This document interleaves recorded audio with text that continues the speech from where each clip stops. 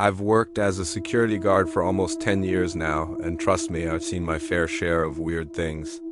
But nothing, absolutely nothing has ever shaken me like what happened at Building 47.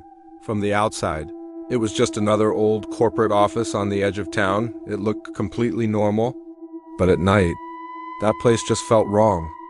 The air was heavier, the hallways echoed for way too long, and the fluorescent lights buzzed like they were alive. When I first got assigned there, my supervisor told me something strange. He looked me dead in the eye and said, "If the cameras go black on the third floor, just don't go up there."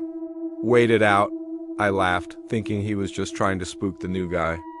But the way he said it so serious, no hint of a smile, it made me uneasy. The first few nights were completely quiet. I did my rounds, checked the doors, signed the logbook, the usual routine. Then on the fourth night, it happened. At around 2:37 a.m., all my monitors flickered at once. And camera 3, the one for the third floor hallway, went completely dark. No signal, no static. Just black. I remembered what my supervisor had said, but my curiosity got the better of me. It had to be a technical glitch, right? I grabbed my flashlight, clipped my radio to my shoulder, and took the service elevator up. When the doors opened, a chill ran straight through me, like stepping into a walk-in freezer. The lights were still on, but they were dimmer than usual, casting long, warped shadows. And at the far end of the hallway, I saw something. A figure standing perfectly still, facing the wall. I froze. My training kicked in. "Sir?" I called out, my voice sounding small in the empty space. No response. I took a few steps closer, the sound of my own boots echoing down the long hall. That's when I noticed something was really off. The figure was too tall, its shoulders were wrong, slouched forward in a way that just wasn't natural, and then it turned, but it didn't move like a person. It snapped around, fast and stiff like a broken mannequin. Its face was pale, almost gray, like it had been drained of every drop of blood. And its eyes, they were just dark, empty holes. I stumbled back, my hand fumbling for my radio. I hit the wall hard and dropped my flashlight. It rolled across the floor, and as the beam of light flickered up the hallway, the figure was suddenly gone. Vanished. I ran. I don't even remember pressing the elevator button or the ride down. When I finally collapsed into the chair in the lobby, my heart was hammering so hard I thought it might burst right out of my chest. I glanced up at the monitors. The camera feed came back just as I sat down. The third floor was clear. There was no one there. I didn't say a word to my supervisor. What could I say? That I saw a ghost? But the next night, when I came in for my shift, I noticed something new on the log sheet. It was a note written in someone else's handwriting. It said, "Never go to the third floor when the cameras go black." And underneath that note was a signature. It was the same supervisor who detrained me, the one who had died in a car crash 3 years ago. The first night I started my new job at Westbridge Hospital, the head guard gave me a strange piece of advice. He looked me dead in the eye and said, "Don't patrol the back parking lot after midnight. And if you hear someone talking, just ignore it." I laughed it off, thinking it was just some rookie hazing. Every hospital has its ghost stories, right? You hear them from the late-night nurses, whispering about spirits in the morgue, flickering lights, all the usual spooky stuff. But by my third night, I realized he wasn't joking at all. It was a little after 12:45 a.m. when I heard it for the first time. A voice, faint and desperate, drifting on the cold night air. "Help me." I froze right there by the gate. The parking lot stretched out before me, completely empty under the harsh glare of the floodlights. Every car gleamed like a polished bone in the darkness. Then another whisper, closer this time. "Please, help me." My hand tightened around my flashlight as I swept its beam across the lot.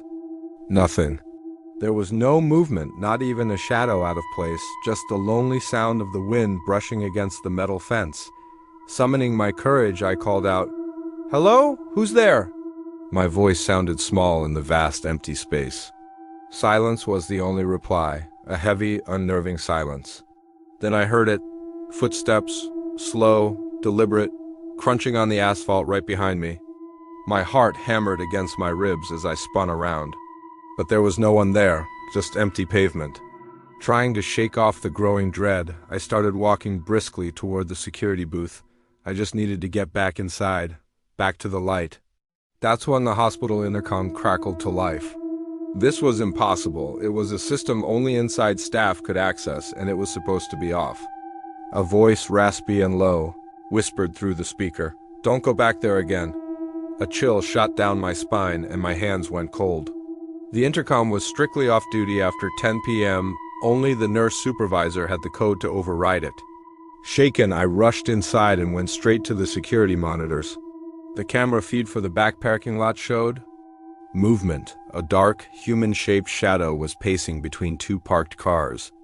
It was too grainy to see clearly, but someone was definitely out there. I grabbed my radio.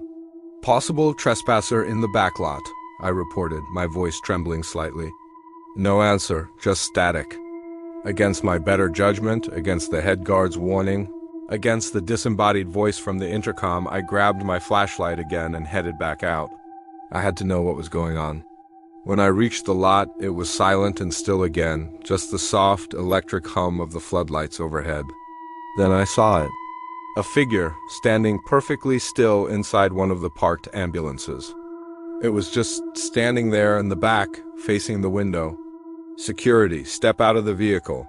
I yelled, my voice cracking, no response. I cautiously approached, my hand reaching for the door handle. Just as my fingers touched the cold metal, the light inside the ambulance flickered on for a split second.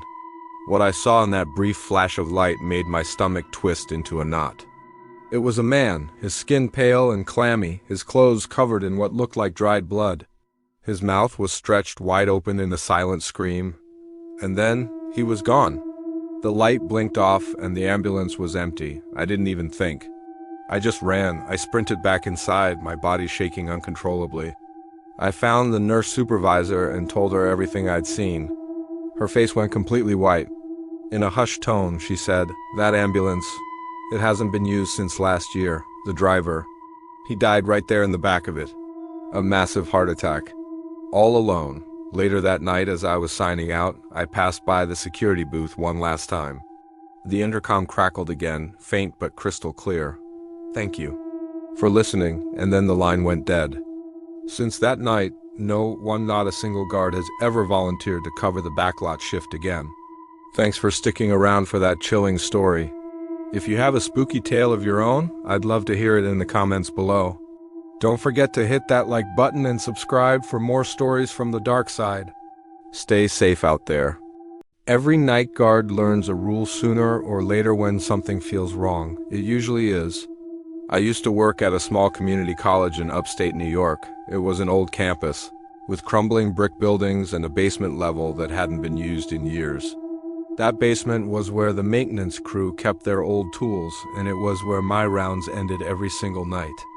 The first few weeks were fine, just quiet shifts, empty halls, and the sound of my own boots echoing against the tile. But one Friday night, right around 3:11 I heard something from the basement. A faint knocking, 3 slow taps, then silence. I froze by the stairwell, just listening, another 3 taps. It wasn't the pipes, it sounded like someone knocking on a door. I radioed my partner, Alan. He didn't answer. So, against my better judgment, I went down. The basement smelled like old metal and wet concrete. My flashlight beam barely cut through the oppressive darkness. As I reached the bottom of the stairs, I noticed something strange. One of the maintenance room doors was open, just slightly. It was supposed to be locked at all times. "Hello?" I called out, no answer. I pushed the door open. The single bulb flickered on, casting a dim yellow light. Inside, there were dusty shelves, broken chairs, old buckets. Nothing seemed out of place. But in the far corner of the room, there was a chair facing the wall, and someone was sitting in it. "Sir?" I said, stepping closer. The figure didn't move. When I circled around to face him, I realized it wasn't a person. It was a security uniform propped up, hanging from the chair, as if someone invisible was wearing it. The radio on the shirt crackled softly. "Unit 2, do you copy?" It was Alan's voice. I grabbed the radio from the shirt and said, "Alan, where are you?" Static, then faintly, "Basement." I spun around, scanning the room with my flashlight. No one there. But the radio hissed again, louder this time. "He's behind you." I whipped around and saw a man standing in the doorway. His face was gray, wet with sweat, his eyes wide like he'd been crying for hours. It was Alan. "Man, I've been looking for you everywhere," I said, stepping toward him. But he didn't move, didn't even blink. "Alan?" He tilted his head slightly, his mouth opened. Slowly, and in a voice that wasn't his, I heard, "You shouldn't have come down here." The light overhead burst. Everything went black. I ran. I tripped, scrambled up the stairs, and didn't stop until I was outside in the freezing night air. When I called the supervisor, he told me something that still gives me chills. Alan had quit 2 weeks ago. He told management the basement wasn't right. They found my radio down there the next morning, on that same chair. Still crackling. Still repeating one message over and over. "Unit 2, do you copy?" Maybe it's just part of the job. Being a security guard means standing alone in the dark, guarding places most people have already forgotten. Old schools, hospitals, office buildings, each with their own stories buried in the walls. But sometimes you start to wonder, are we guarding the building? Or are we being kept there to make sure something else doesn't get out? Every guard I've ever known has their own story. A whisper they heard when no one was there. A door that opened by itself. A shadow that didn't belong to anyone. And the longer you work the night shift, the more you realize you're never really alone. You're just the one still awake when they decide to move. Thanks for listening. If you have a story of your own, share it in the comments below. Don't forget to like and subscribe for more Tales from the Dark. Stay safe out there.